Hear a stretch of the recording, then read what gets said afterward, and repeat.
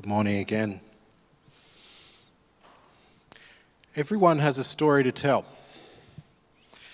Our lives are full of threshold moments. Anyone ever heard that term before? Threshold moment? If you're into storytelling like me, you've heard it before. Basically, a threshold moment is an experience that changes a person. Once you go through a threshold moment, you will not be the same person that you were before that moment. So over the next month, we're inviting different people from our congregation to share about their experience of meeting and following Jesus and how that's impacted on their lives, and some stories about how Jesus has changed them in threshold moments, right? Where has Jesus changed the course of our personal story?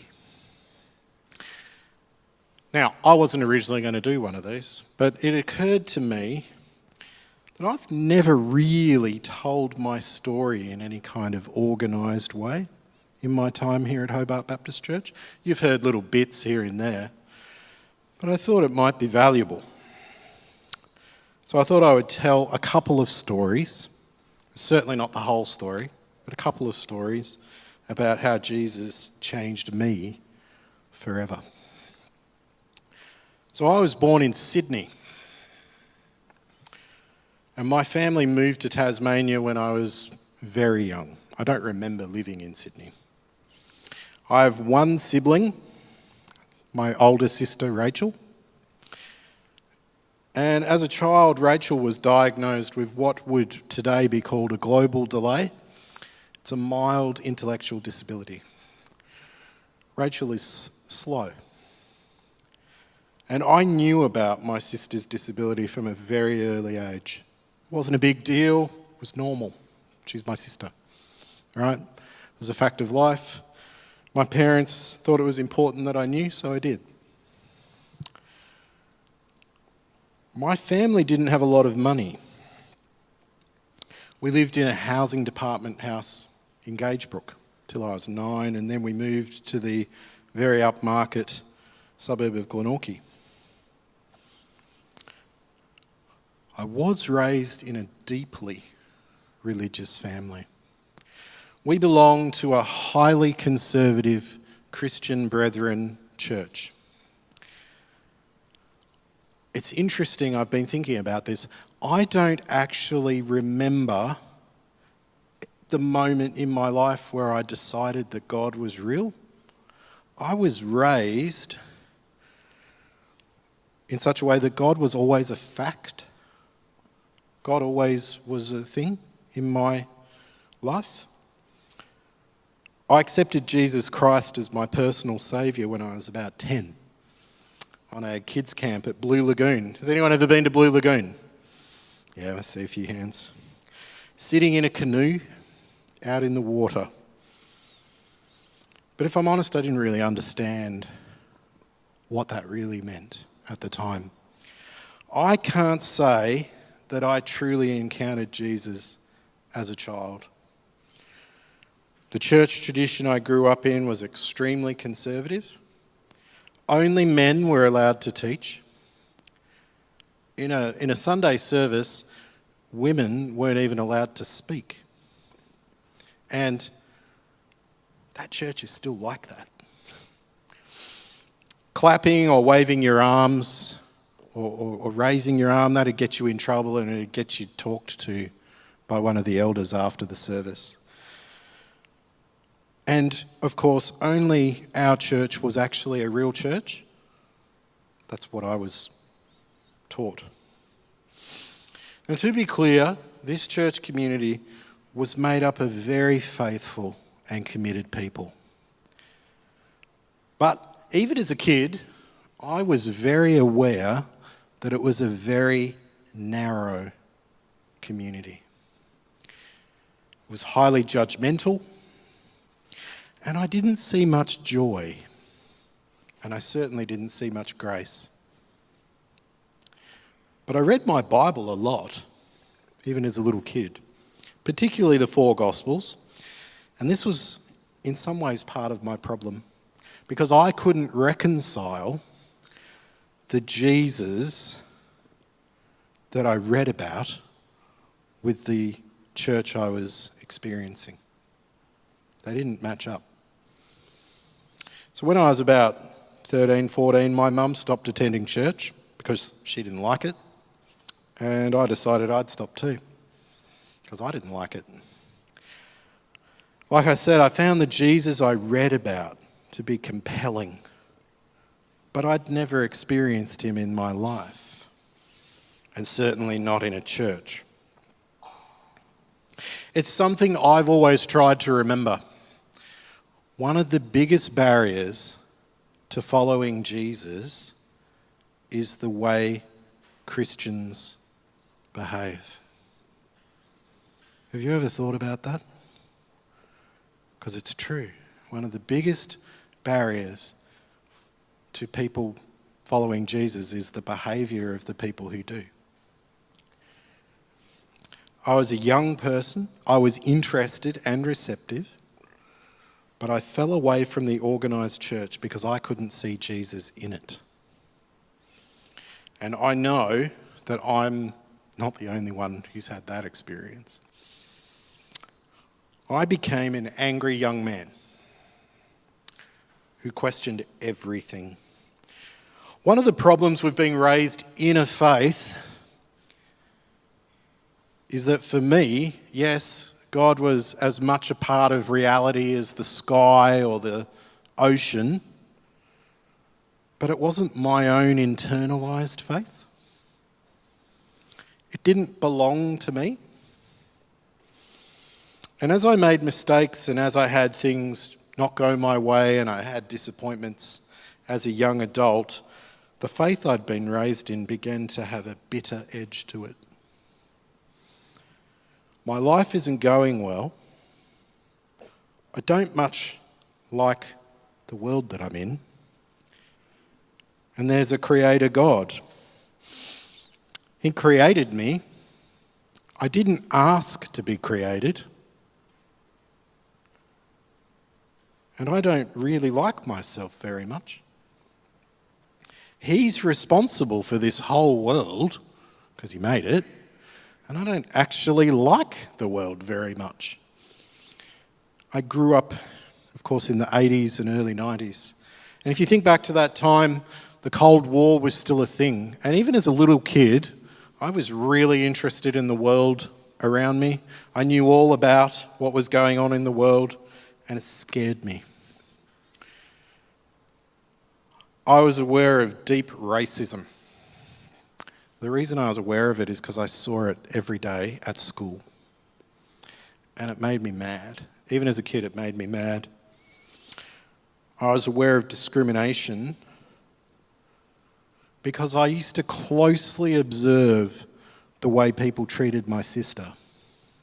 It actually was kind of a test for me. It was a way I judged whether a person was a good person or not, was how they treated my sister. Most people failed that test, by the way.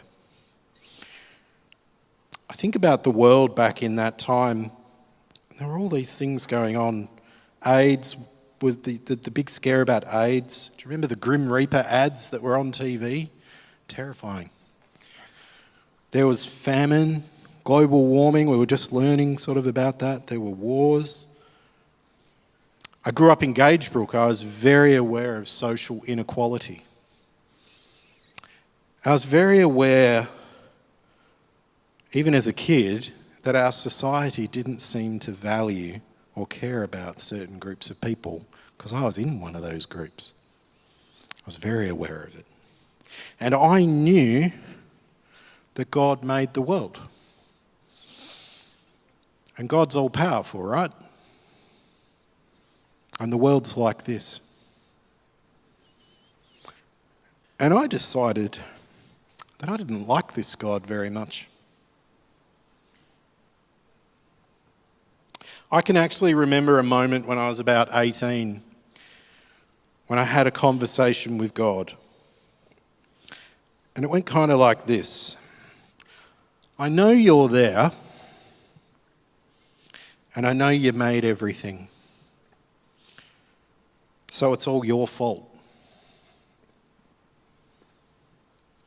And I don't like you, and I'm not going to talk to you again. And I meant it.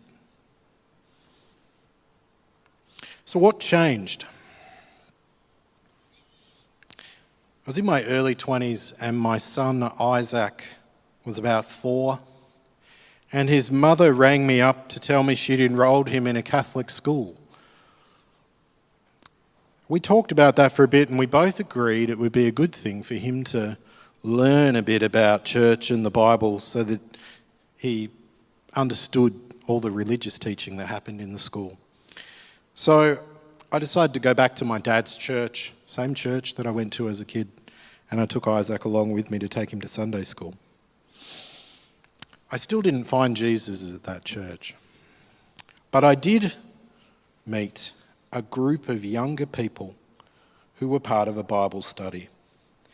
And it was here that I met Jesus. This is the first time that Jesus changed my story.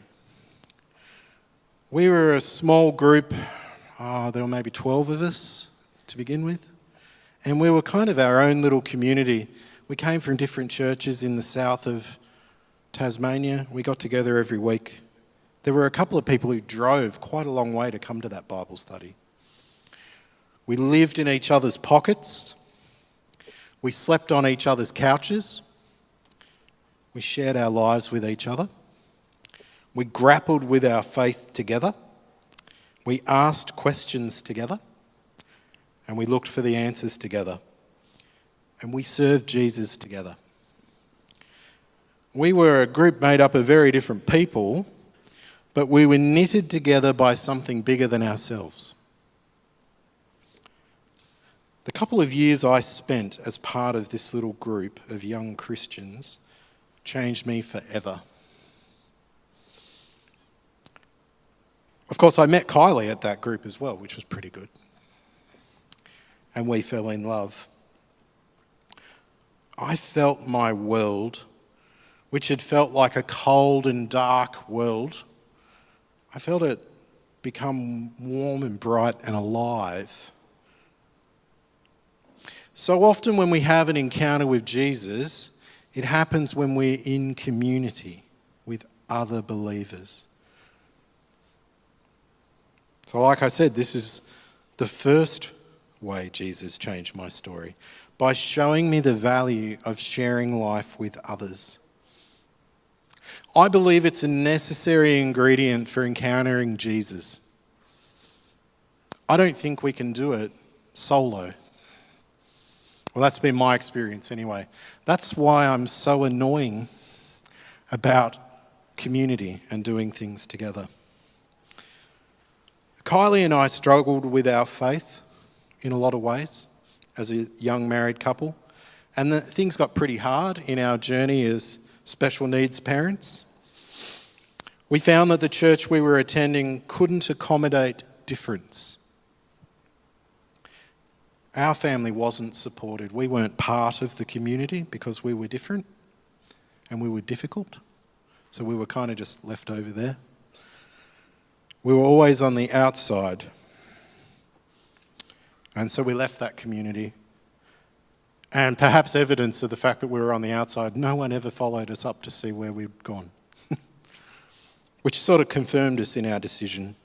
And sort of by accident, we found our way to Citywide at Lenna Valley.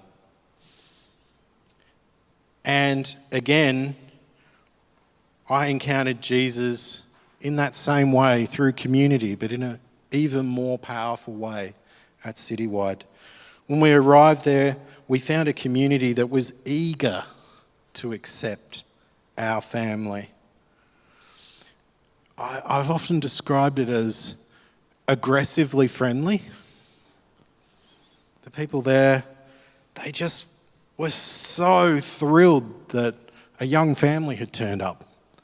And they got around us, and in the healthiest way possible, they didn't care that our kids were different. People would always come and talk to Daniel and David, regardless of how they reacted. They were always included. They were always greeted. That was always okay if we sat off to the side by ourselves, for example. It was a wonderful welcome. But one of the things that Jesus had for me to learn in my time at Citywide was that it's not enough to be in community. He actually wanted me to participate in it. Now, I found myself very reluctantly steered into volunteering and then into teaching and leadership. I didn't really want any of these things. But Jesus kept putting other brothers and sisters into my path who wouldn't take no for an answer. They were so annoying. One in particular, Dan Hutchison, who's the pastor at Newstead Baptist now, he's one of my dearest friends. And he wanted me to get involved in the youth group. And he just wouldn't let me say no. I kept saying, dude, I can't, I've got this and that to do. And he'd be like, yeah, well, I can solve that for you, so you can come. And then I'd be like, well, no, but I've got this other reason why I can't come. And he'd be like, yeah, but look at this, I've fixed that for you, now you can come. And through his annoying persistence, he got me involved with the youth group, and I had the best couple of years working with those young people. I was so grateful to him that he did that. I found out that figuring out how to serve in my own way and making mistakes, I found out that was okay,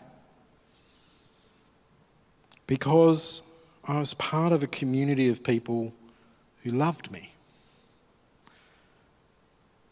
Jesus showed me that if I step up and participate, he had my back. It was okay. I wasn't by myself. I wasn't doing it in my own strength, and that's really good because I wouldn't have been able to. Right? But that experience of community in a church family set me on a path that led me here. I would not be here doing this without that experience. The last story I want to share with you is about how Jesus helped me deal with my anxieties. So just recently, Kylie, I'm sure most people know, had a fairly major operation. And anyone who's been around me over the past month would know that my stress levels were a bit elevated. I know Sean in particular, he witnessed it when he and I were sitting out there and Kylie rang me up to let me know the operation was on, and I think my whole personality changed right in front of him. I can see him laughing at me, so I'm pretty close to the mark. Since we've been married, Kylie has had multiple health scares. She's had more operations than I can keep track of. I actually don't know how many it is. She could probably tell you. In 2008, Kylie nearly died. I'm not going to tell you all the gruesome details. It's sort of hard to explain. I'm sure she'd tell you if you want to know about it. But it was a really dangerous and scary time. I can remember holding her hand as she was wheeled off for emergency surgery at the Royal down there. And I can remember watching the doors close and not knowing if my wife was coming back. I have a vivid memory. I could describe to you the colour of the walls in the room, the furniture. It's like it is happening right now. Of course, she was okay. When Kylie was pregnant with David, there were a lot of serious complications and a high risk to her. I can clearly remember a conversation where Kylie told me she'd made a document with instructions for how to manage our family finances, just in case. Now, that was probably wisdom on her part, but it did not help her husband's anxiety. I'll tell you that right now. Have you ever had a dream while you were still awake? Has anyone ever had that experience? Be honest. Anyone ever had that experience? I see at least one person has. A couple of people. I can remember, I have this vivid memory.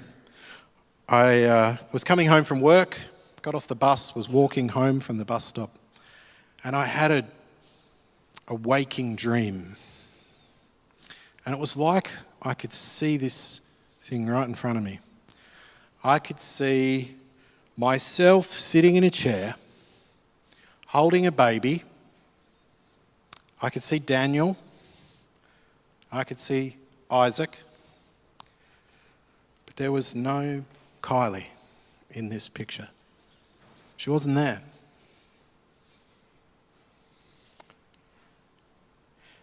And this vision shattered me. I honestly think it took me years to get over because it was so real. I carried the anxiety and fear about Kylie's health around with me like a bag of rocks that I was carrying around with me everywhere. Of course, she was fine. Again, everything was fine. There was no problem. I mean, there were problems, but she was fine. But I carried this anxiety around with me. I remember I used to freak out anytime she got sick. I actually used to get mad at her. Come on, you're sick again?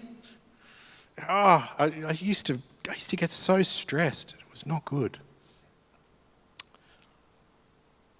And then a few years ago at Citywide, we spent about a month exploring prayer. We explored something called listening prayer, and it was life-changing.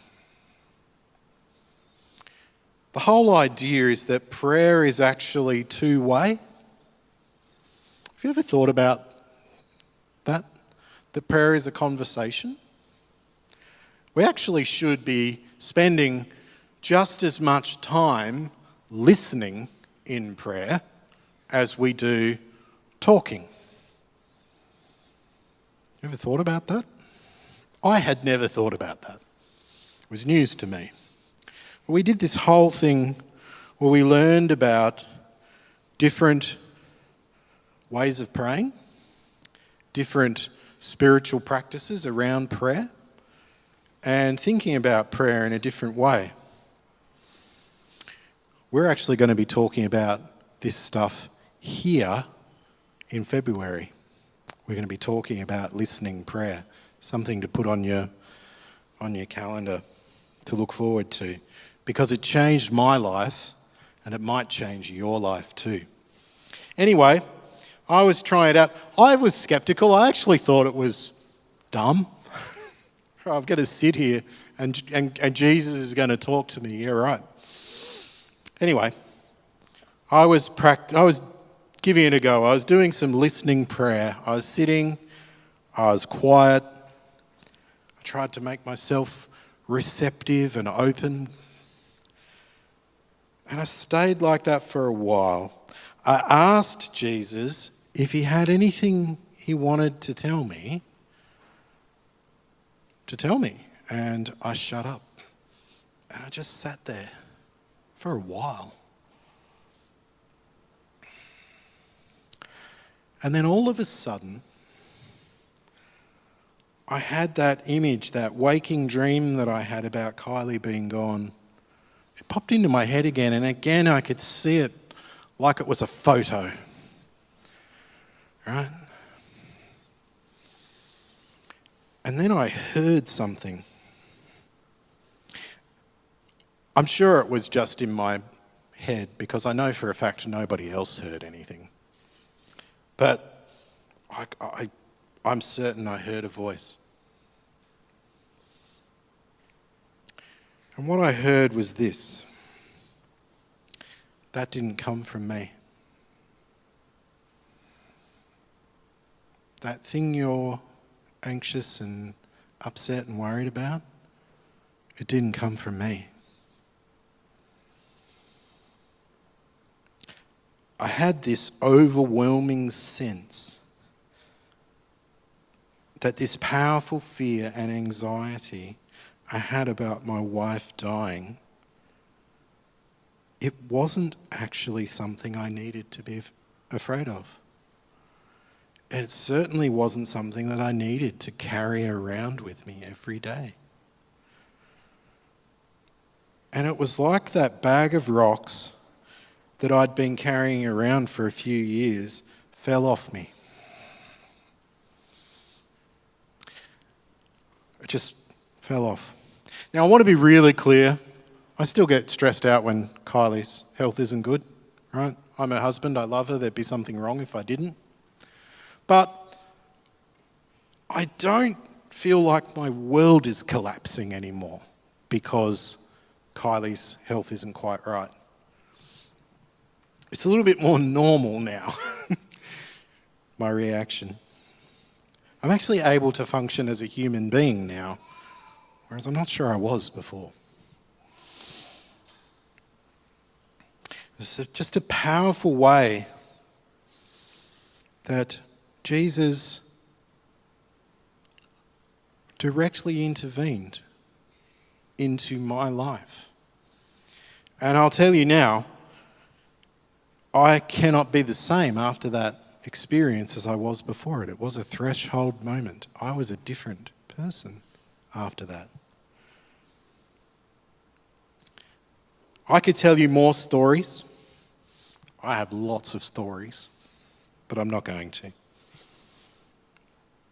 Jesus has changed my life by showing me that I need other people. By showing me how important community is. Right? Jesus changed my life by showing me that I can trust him, that if I step out in faith and do a thing, he's actually going to be with me. Life-changing. And Jesus has changed my life by taking away that bag of rocks. It's the greatest gift I've ever been given. The overriding feeling that I have from my encounters with Jesus is that love is actually the central thing in everything. The great Australian songwriter Paul Kelly wrote a song called "Love is the Law."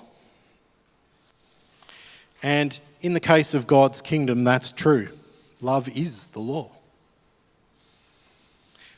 But love isn't just a soft and fluffy thing. So we had 1 Corinthians 13 read out. And as Anne commented, it's often read at weddings, which I'm not sure is quite right. Because I think it's about so much more. I think they're almost like instructions for life. But you can't think of love just as softness. Sometimes love's hard. Sometimes love is telling someone something they don't want to hear. Sometimes love is difficult. Sometimes love is doing something we don't want to do. Sometimes love is sharing something that we don't want to share. Kylie and I love 1 Corinthians 13.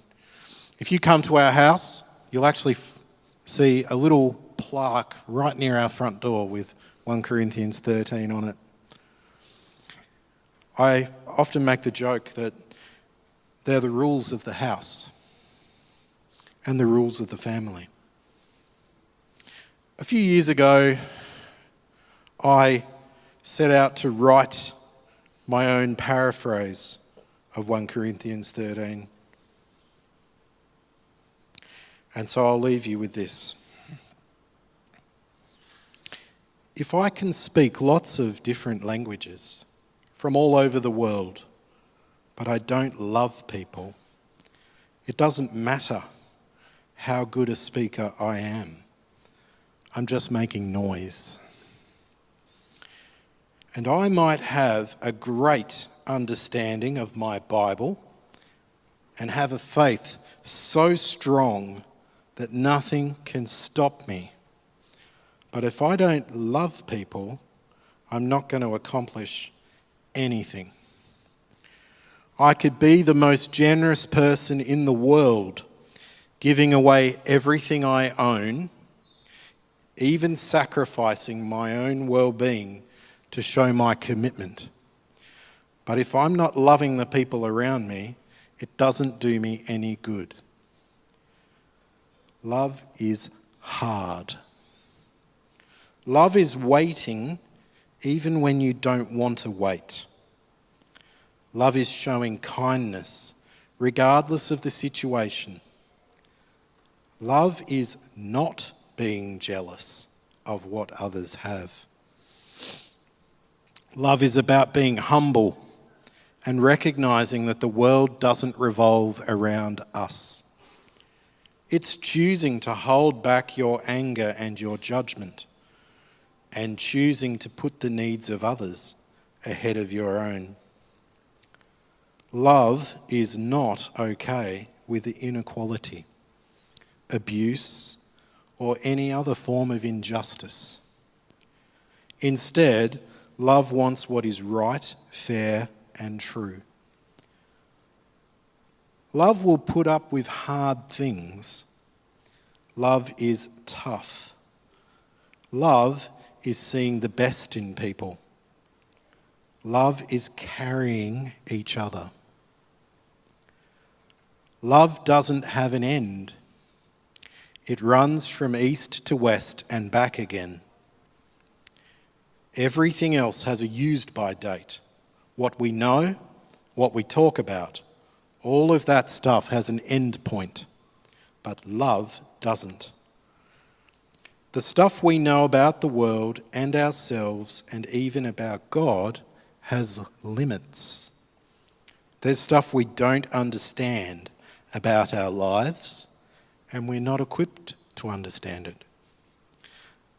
Love is about growing up. When I was younger, I acted like a child because I was a child. I was immature in my thoughts and actions.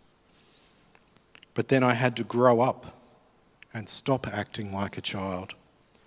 I had to be accountable and I had to take responsibility. Because of the way sin has affected us and the world around us, we often don't properly see God or the people around us, or even ourselves. But the closer we get to Jesus, the more clearly we see things and the more alive we become. The main things in life are faith, hope, and love. Without faith, hope, and love, we can't grow up, we won't reach our potential, and we can't live the way Jesus wants.